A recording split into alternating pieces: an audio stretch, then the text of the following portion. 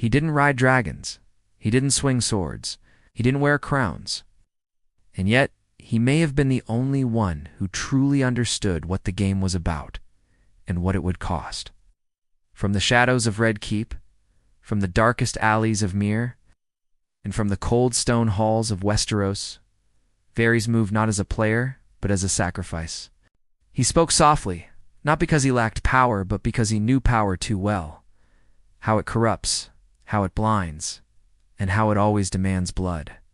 While kings burned cities and queens claimed destinies, Varys whispered against destiny itself, daring to believe in something more fragile. Peace. The spider saw through masks long before they cracked, and he feared the people behind them. Not out of cowardice, but because he had once been powerless. And he knew that only someone who had been powerless could truly fear power in others. From the moment his voice was stolen and his innocence sold, Varys began to listen. To everyone, to everything. Not just to win, but to survive, and later to protect those who never had a voice of their own. In a world obsessed with names and legacies, Varys sought nothing for himself. And that is precisely why he may have been the realm's last true hope. He believed in the realm, but not the realm of thrones, banners, or bloodlines. A realm where a farmer's child wouldn't be crushed beneath the ambitions of nobles. A realm where silence didn't mean death, and loyalty didn't demand the soul. That realm never existed, but Varys acted as if it could. Every lie he told, every secret he traded, every whisper he released.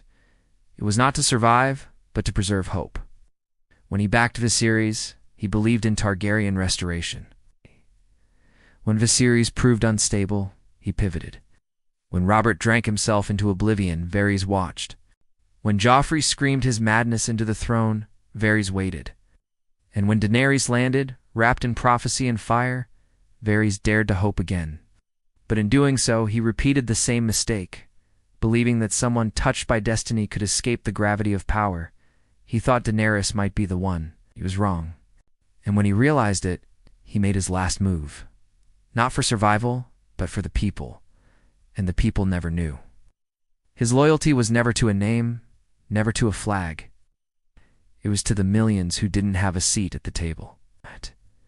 And yet, when the time came, no one stood for him. Not the lords he advised, not the queen he served, not even the people he died for. He was executed quietly, in the dark, before dawn, fitting for a man who lived in the shadows. What's tragic isn't that Varys died. What's tragic is that he died unheard. His warnings buried in ash, his intentions lost beneath the roar of dragons. When Tyrion confronted him, Varys didn't beg. He didn't defend. He simply said, "I hope I'm wrong." And in that sentence was the whole arc of a man who never sought glory, only truth. And the truth was terrifying. He saw what power was becoming, saw Daenerys' slow descent, not into madness, but into certainty, the kind that burns everything that questions it. He saw Tyrion clinging to idealism, Jon trapped in duty, and the people worshipping fire. Varys stood alone, again, as he always had, a man without a name, without a house, without a claim, and spoke the words no one wanted to hear. He wrote letters, he spread the truth, and he paid with fire. But the most haunting part, no one read his letters. No one picked up his cause. His death was quiet. The realm he tried to save burned anyway. And even after the fire stopped, after the throne melted, no one spoke of him. No statues, no songs. Just silence.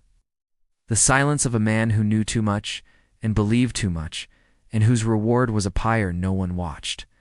Imagine, for a moment, if Varys had succeeded, if Jon had listened, if Tyrion had stood with him, Daenerys might have been exiled, or stopped before King's Landing.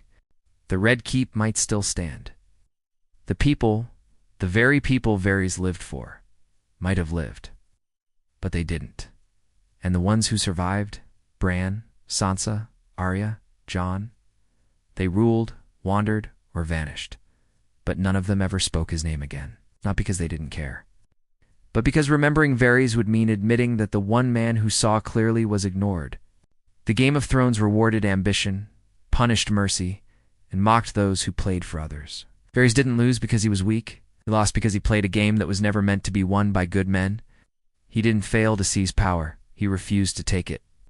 And in a world built on conquest, that was the ultimate heresy. Power was currency, and Varys dealt in value no one else recognized: empathy, restraint, foresight. He didn't gamble on who would win. He gambled on who would do the least harm. And when even that failed, he accepted his fate. He died not with regret, but with quiet certainty that he had tried. Truly tried. In the end, maybe Varys wasn't the spider, the whisperer, the manipulator. Maybe he was something even rarer. A man who saw power clearly and still chose to stand against it. A man who traded immortality for integrity. Who died without followers, without armies, without monuments, and yet left behind a single haunting possibility: that perhaps, had anyone listened, the realm might have endured. Not in banners or bloodlines, but in lives saved, in cities spared, in a peace never built. Maybe the true hero of Westeros didn't sit on a throne. Maybe he stood in the shadows, speaking for the voiceless, knowing they would never know his name. Maybe Varys lost because the world wasn't ready for the kind of hero he was. Maybe that's what made him one. Because when everyone else played for legacy, he played for the living. And when fire came, he didn't run. He simply closed his eyes and let it end. The last act of a man who served the realm until his final breath and was forgotten by it forever.